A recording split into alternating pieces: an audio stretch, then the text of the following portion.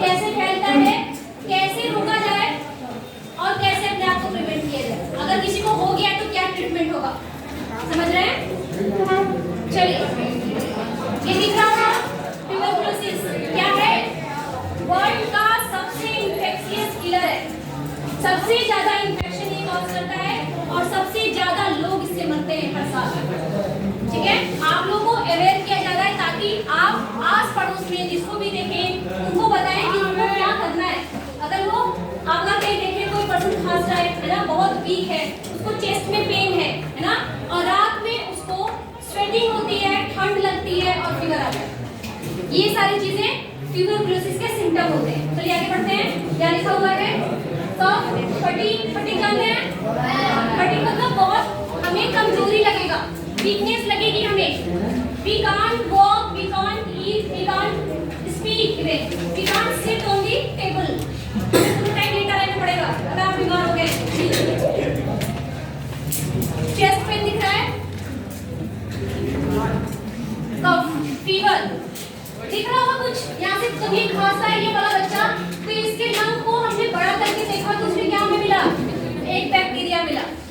ठीक है, ये खांसता है, इसके मुंह से कुछ निकल रहा है। हम लोग खांसते छींकते हैं तो हमारे हाथ में कुछ गीला गीला सा आ जाता है, पता है? वाटरी होता है, एयर ड्रॉपलेट्स। समझ पा रहे हैं?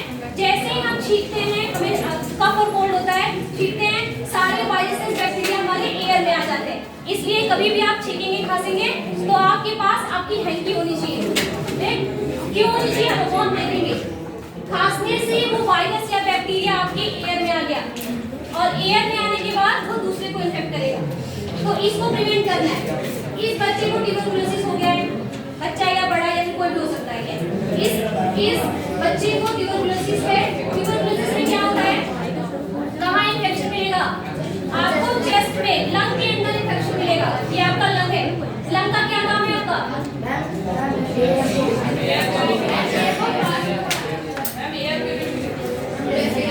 रेस्पिरेशन।